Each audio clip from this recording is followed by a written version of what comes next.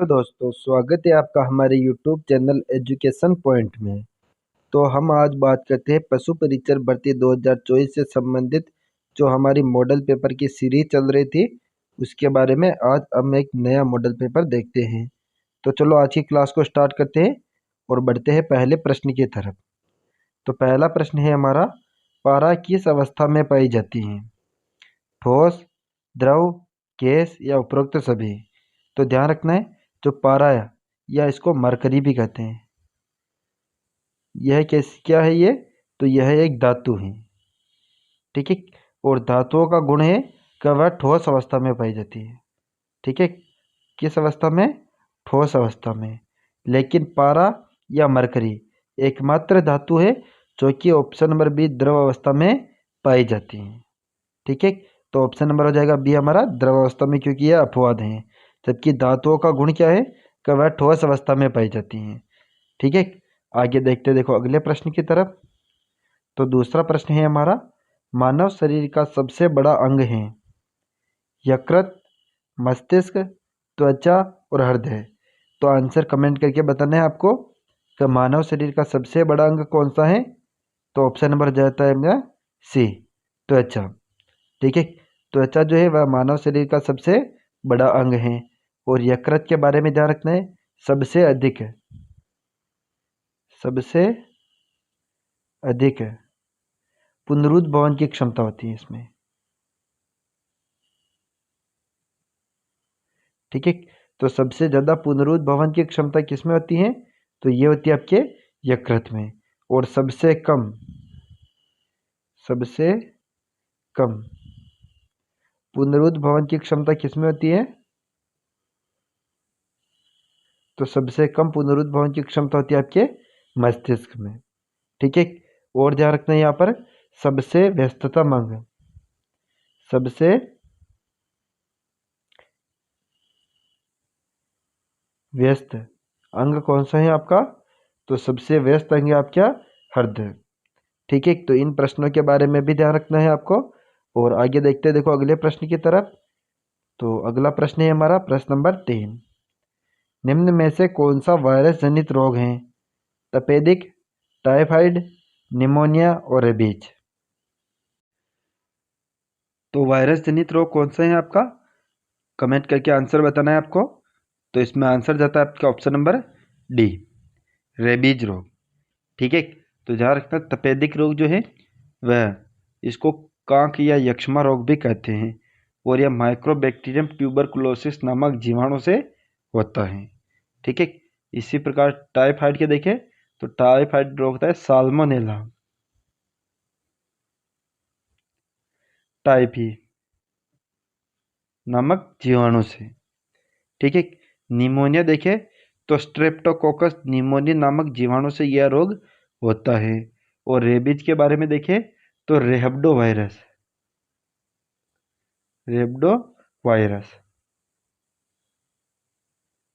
से यह रोग होता है, ठीक है। और इसे हाइड्रोफोबिया या जलभित्ति रोग भी कहते हैं। क्या कहते हैं रेबीज को? हाइड्रोफोबिया या जलभित्ति रोग।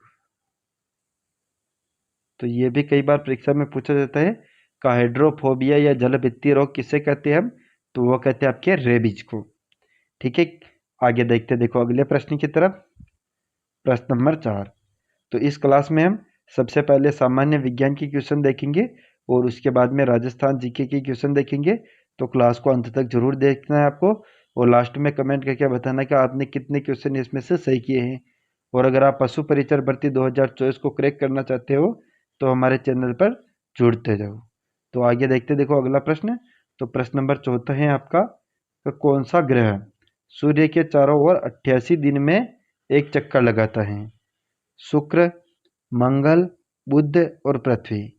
तो इन चारों में से कौन सा ऐसा ग्रह है जो सूर्य के चारों ओर 88 दिन में चक्कर लगाता है ये? तो कमेंट करके आंसर बताना है आपको। तो इसमें हो जाएगा आपके ऑप्शन नंबर सी, बुध ग्रह, ठीक है। तो बुध ग्रह जो है वह आपके सूर्य के सबसे निकटतम ग्रह है, सूर्य के सबसे निकट ग्रह, सबसे निकट ग्रह है। ठीक है, तो इसी प्रकार अगर अन्य ग्रहों के बारे में देखें तो अन्य ग्रह है आपके, सबसे पहले देखें तो शुक्र ग्रह, इसे कहते हैं भोर का तारा, भोर का तारा या सांझ का तारा, सांझ का तारा। ठीक है, तो ये नाम किसका है, तो ये आपके शुक्र ग्रह का है। इसी प्रकार मंगल ग्रह के बारे में देखें तो इसको कहते हैं हम लाल ग्रह। ठीक है, और पृथ्वी के बारे में देखें तो इसको कहते हैं हम नीला ग्रह, नीला ग्रह। इन चीज़ों के बारे में भी आपको ध्यान रखना है। और अब बढ़ते हैं हम अगले अगले क्वेश्चन की तरफ। तो अगला क्वेश्चन है हमारा क्वेश्चन नंबर 5। सर्वप्रथम जीवित कोशिका की खोज किसने की, Robert brown, Robert Hooke, Palade और ल्यूवेनहॉक। तो ध्यान रखना है, सबसे पहले जीवित कोशिका की खोज किसने की थी, तो आंसर कमेंट करके बताना है आपको। तो ऑप्शन कौन सा होगा अपना, ऑप्शन नंबर डी, ल्यूवेनहॉक। ठीक है, ध्यान रखना रॉबर्ट हुक ने सबसे पहले कोशिका की खोज की थी, कब की थी, 1665 में। 1665 में कोशिका की खोज किसने की थी, तो रॉबर्ट हुक ने। लेकिन रॉबर्ट हुक ने जो कोशिका की खोजी थी वह थी आपके मृत कोशिका।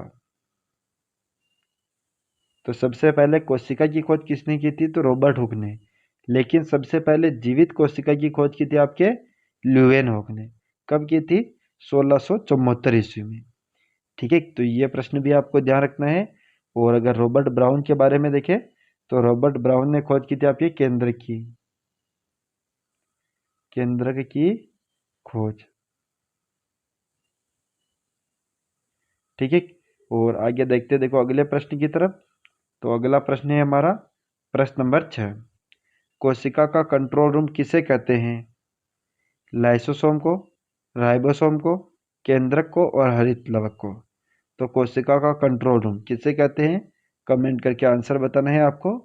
तो इसमें आंसर कौन सा होगा, ऑप्शन नंबर सी, केंद्रक को। ठीक है, लाइसोसोम को क्या कहते हैं हम, तो कोशिका की आत्मघाती थैली,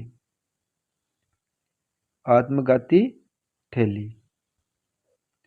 और इसी प्रकार देखिए तो राइबोसोम को कहते हैं हम कोशिका की प्रोटीन की फैक्ट्री, प्रोटीन की फैक्ट्री। और हरित लवक को कहते हैं हम कोशिका का रसोई घर, रसोई घर। तो इन प्रश्नों के बारे में भी आपको ध्यान रखनी है। और अब हम बढ़ते हैं अपने अगले प्रश्न की तरफ। तो अगला प्रश्न है आपका प्रश्न नंबर 7। निम्न में से कौन सी एक सदिश राशि है, विद्युत धारा, चाल, दूरी और संवेग। ठीक है, तो निम्न में से कौन सी एक सदिश राशि है, तो कौन सा आंसर होगा आपको कमेंट करके बताना है। तो ऑप्शन नंबर डी हो जाएगा आपका संवेग। ठीक है, तो सदिश राशियां कौन कौन सी हैं, तो देख लेते हैं। देखो, विस्थापन, वेग, संवेग, त्वरण, बल, ये जो है यह है आपके सदिश राशियां।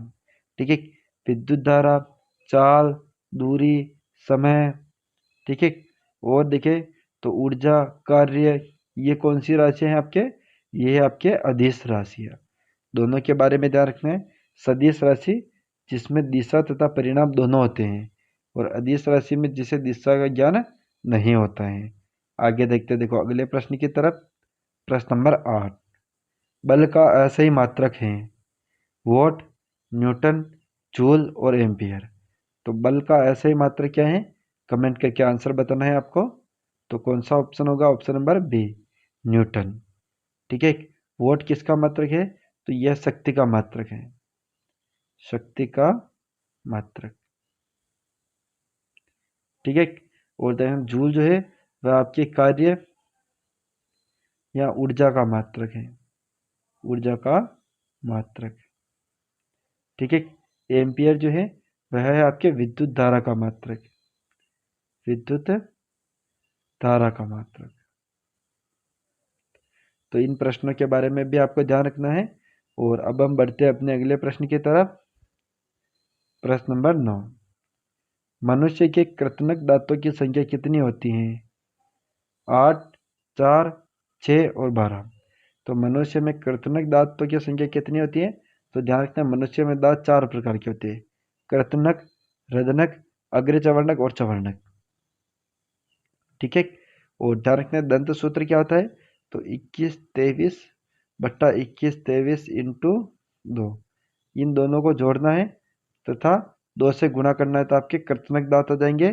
फिर 1 और 1 को जोड़ना है और इन दोनों को 2 से गुणा करना है, तो आपके रदनक दांत आ जाएंगे।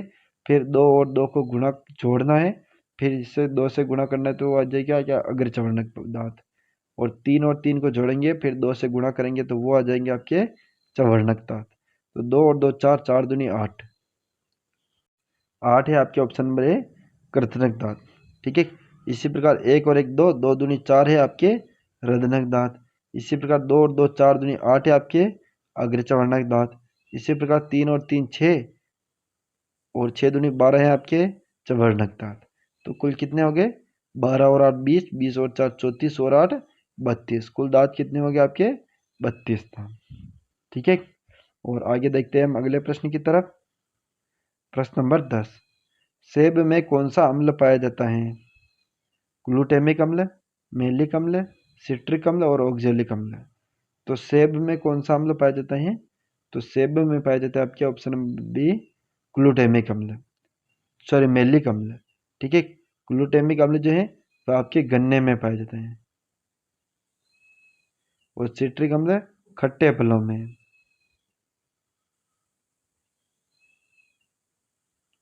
ठीक है। और ऑक्जेलिक अम्ल किस में पाया जाता है? तो ऑक्जेलिक अम्ल पाया जाता है आपके जैसे पालक।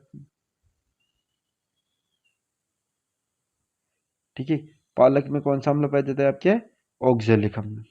आगे देखते देखो अगले प्रश्न की तरफ। तो प्रश्न नंबर 11 है अपना। तो इस प्रकार हमने 10 राजस्थान सामान्य विज्ञान के क्वेश्चन के बारे में डिस्कस किया है और अब हम देखते हैं 15 राजस्थान जीके की क्वेश्चन और टोटल हमारे रहेंगे 25 क्वेश्चन। ठीक है। तो आपको अंत में कमेंट करके बताना है 25 में से आपके कितने क्वेश्चन सही हुए हैं। और देखते देखो 11वां प्रश्न है। तो 11वां प्रश्न है हमारा, रूठी रानी के नाम से प्रसिद्ध हुई चश्मा दे, कमला दे, उमा दे और पेपमल दे। तो रूठी रानी के नाम से कौन सी लोक देवी कौन सी रानी प्रसिद्ध हुई? तो ऑप्शन नंबर सी हो जाएगा उमा दे। उमा दे किसकी पत्नी थी?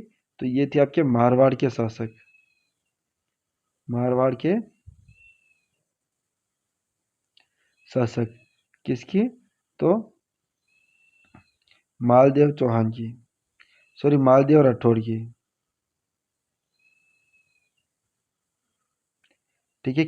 मालदेव की पत्नी थी आपके उमा ने, जिसे कहते हैं हम रूठी रानी के नाम से प्रसिद्ध हुई हैं।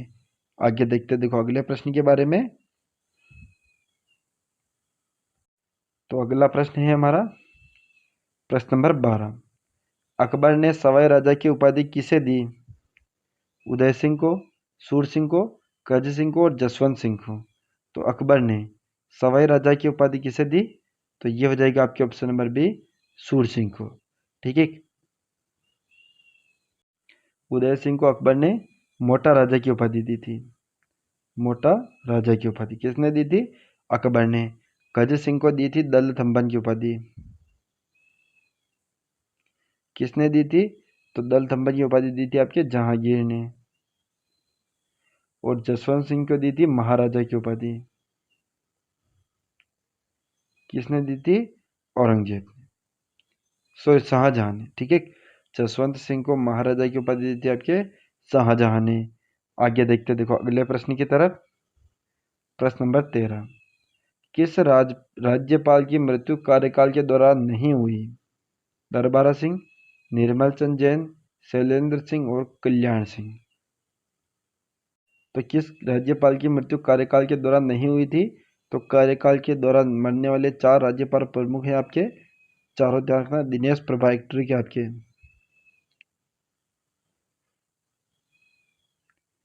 दिनेश प्रभा। ठीक है। डी से हो जाएगा आपके दरबारा सिंह, न से हो जाएगा आपके निर्मल चंद जैन, स से हो जाएगा आपके शैलेंद्र सिंह और प्रभा से हो जाएगा आपके प्रभा राव। ठीक है। ये 4 राज्यपाल है जिनकी कार्यकाल के दौरान मृत्यु हुई थी। आगे देखते देखो अगले प्रश्न की तरफ। प्रश्न नंबर 14, राजस्थान में सर्वप्रथम छाया मंत्रिमंडल का गठन किसके नेतृत्व में किया गया? वसुंधरा राजे सिंधिया, जयनारायण व्यास, प्रतिभा पाटिल और हरिदेव जोशी। तो राजस्थान में सर्वप्रथम छाया मंत्रिमंडल का गठन किसके नेतृत्व में किया गया? तो यह हो जाएगा आपके ऑप्शन नंबर हो जाएगा आपके option number A, Vasundhara Raje Scindia. और छाया मंत्रिमंडल की जो गठन की घोषणा की किस विधानसभा में की थी? तो ध्यान रखना 13वीं, ठीक है। और 13वीं विधानसभा में जो प्रतिपक्ष दल के नेता थे आपके वसुंधरा राजे सिंधिया, इन्होंने छाया मंत्रिमंडल का गठन किया था, ठीक है। आगे देखते देखो अगले प्रश्न की तरफ। प्रश्न नंबर 15, तेलियों का मंदिर कहाँ स्थित है? जयपुर, उदयपुर, कोटा और टोंक। तो कमेंट करके आंसर बताने आपको। क्या? हवेलियों का मंदिर, ये सो तेलियों का मंदिर, ये किस जिले में है? ऑप्शन नंबर डी हो जाएगा टोंक में, ठीक है। आगे देखते देखो अगले प्रश्न की तरफ। प्रश्न नंबर 16, प्रीतमपुरी झील कहाँ स्थित है? नीमका थाना, केकड़ी, बालोतरा और गोगुंदा। तो प्रीतमपुरी झील कहाँ पर है? ऑप्शन नंबर ए हो जाएगा आपके नीमका थाना जिले में, ठीक है। नीमका थाना जिले में आपके प्रीतमपुरी झील स्थित है। और आगे देखते देखो अगले प्रश्न की तरफ। क्वेश्चन नंबर 17, राजस्थान में 1857 के पहला विद्रोह कब और कहाँ हुआ था? 21 अगस्त 1857 के दिन, माउंट आबू। दूसरा ऑप्शन है आपके 9 सितंबर 1857 को अहुआ में। तीसरा है आपके 28 मई 1857 को नसीराबाद में। और डी है आपके इनमें से कोई नहीं। तो राजस्थान में जो 1857 का विद्रोह हुआ था वो कब और कहाँ पर हुआ था? तो ध्यान रखने हैं आपको कि 28 मई 1857 के दिन नसीराबाद छावनी से यह युद्ध विद्रोह शुरू हुआ था। तो इन प्रश्नों के बारे में भी आपको ध्यान रखना है। और आगे देखते देखो अगले प्रश्न की तरफ। तो प्रश्न नंबर 18, हवा महल का निर्माण किसने करवाया था? सवाई जय प्रताप सिंह ने, सवाई जय सिंह ने, सवाई माधो सिंह ने और राम सिंह द्वितीय ने। तो हवा महल, इसका निर्माण किसने करवाया था? तो ये हो जाएगा आपके option number A, Sawai Pratap Singh ने, ठीक है। और हवा महल जो है वह 5 मंजिला है आपके। और इसकी आकृति आपके कृष्ण के मुकुट के समान, ठीक है। किसके समान? कृष्ण के मुकुट के समान। और यहाँ पर ध्यान रखना है कि हवा महल जो 5 मंजिला है, सरहद मंदिर, रतन मंदिर, विचित्र मंदिर, हवा मंदिर और प्रकाश मंदिर, ठीक है। इनके बारे में भी ध्यान रखना है। और सवाई प्रताप सिंह ने इसका निर्माण प्रारंभ कराया था। और इस हवा महल का वास्तुकार था उस्ता लालचंद, उस्ता लालचंद, ठीक है। तो इन प्रश्नों के बारे में भी ध्यान रखना है आपको। और आगे बढ़ते देखो अगले प्रश्न की तरफ। प्रश्न नंबर 19, जयपुर शहर की स्थापना किस वर्ष की गई थी? 1725, 1726, 1727 और 1728। तो जयपुर शहर की स्थापना किसने की थी? तो सवाई जय सिंह ने, सवाई जय सिंह ने। वास्तुकार कौन था इसका? तो ध्यान रखने जयपुर शहर का वास्तुकार था आपके, और जयपुर शहर का निर्माण कब करवाया गया? ऑप्शन नंबर सी 1727 में। और यह समकोण के सिद्धांत पर बना हुआ शहर है, ठीक है। आगे देखते देखो अगले प्रश्न की तरफ। प्रश्न नंबर 20, नेड़ा की छतरी किस जिले में स्थित है? अलवर, भरतपुर, करौली और धौलपुर। तो नेड़ा की छतरी और आपके टहला की छतरी, यह प्रमुख छतरी है आपके ऑप्शन नंबर अलवर में, ठीक है। तो सबसे नेड़ा की छतरी किस जिले में स्थित है? तो ये हो जाएगी आपके करौली में, ठीक है। और नेड़ा की छतरी जो है, टहला की छतरी आपके करौली में, अलवर में है। और नेड़ा की छतरी भी आपके अलवर जिले में है। आगे देखते देखो अगले प्रश्न की तरफ। प्रश्न नंबर 21, माणिक्यलाल वर्मा जनजातीय संग्रहालय की स्थापना कब हुई थी? 1980 में, 1983 में, 1987 में और 1988 में। तो माणिक्यलाल वर्मा जनजातीय संग्रहालय, इसकी स्थापना कब हुई थी? तो ये हुई थी आपके ऑप्शन नंबर बी 1993 में। ठीक है, आगे देखते देखो अगले प्रश्न की तरफ। प्रश्न नंबर 22, जूना महल कहाँ स्थित है? बांसवाड़ा, डूंगरपुर, उदयपुर और भीलवाड़ा। तो जूना महल जो है वह आपके ऑप्शन नंबर बी डूंगरपुर में। ठीक है, और इस प्रश्न के बारे में भी ध्यान रखना है आपको। और नेक्स्ट बढ़ते हैं अपने अगले प्रश्न की तरफ। प्रश्न नंबर 23, जयपुर के किस शासक ने राधा गोविंद संगीत सार सम्मेलन का आयोजन करवाया था? मिर्जा राजा जयसिंह, सवाई जयसिंह, सवाई प्रताप सिंह और भगवान सिंह। ठीक है, तो जयपुर शहर में जो राधा गोविंद संगीत सार सम्मेलन है उसका आयोजन किसने करवाया था? तो ये हो जाएगा आपके ऑप्शन नंबर बी। ठीक है, ऑप्शन नंबर बी हो जाएगा सवाई जय सिंह। आगे देखते देखो अगले प्रश्न की तरफ। प्रश्न नंबर 24, राजस्थान में सबसे ज्यादा तहसील वाला जिला है? जयपुर शहर, जयपुर ग्रामीण, दुद्दू और जोधपुर शहर। तो राजस्थान में सबसे ज्यादा तहसील वाला जिला कौन सा है? तो ये हो जाएगा आपके ऑप्शन नंबर बी जयपुर ग्रामीण। ठीक है, और आगे देखते देखो अगले प्रश्न की तरफ।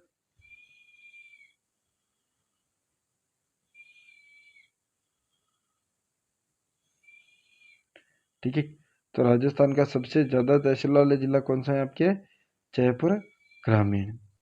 आगे देखते देखो अगले प्रश्न की तरफ और आज के अंतिम प्रश्न की तरफ। प्रश्न नंबर 25, मेवाड़ में सर्वप्रथम शेरशाह सूरी की अधीनता स्वीकार करने वाला जो मेवाड़ का शासक था वह है आपके जगत सिंह द्वितीय, भीम सिंह, उदय सिंह और अमर सिंह प्रथम। तो शेरशाह सूरी से अधीनता स्वीकार किसने की थी मेवाड़ के शासक? तो ये हो जाएगा आपके ऑप्शन नंबर बी। कौन सी संधि की थी? तो मेवाड़ मुगल संधि की थी। ठीक है, आगे देखते देखो अगले प्रश्न की तरफ। तो यहाँ पर ध्यान रखना है कि शेरशाह सूरी की सर्वप्रथम अधीनता स्वीकार की थी आपके ऑप्शन में सी उदय सिंह ने, और अमर सिंह प्रथम ने मुगलों की अधीनता स्वीकार की थी। मुगलों की अधीनता ये किसने स्वीकार की थी? तो ये की थी आपके शेरशाह सूरी ने। आगे देखते देखो अगले प्रश्न की तरफ। और तो इस प्रकार हमने बात की पशु परिचर मॉडल पेपर से संबंधित 25 महत्वपूर्ण क्वेश्चन के बारे में। तो आज आपको हम कमेंट करके जरूर बताना कि 25 में से आपकी कितने क्वेश्चन करेक्ट हुए हैं, और वीडियो कैसा लगा ये भी आपको कमेंट करके जरूर बताना है।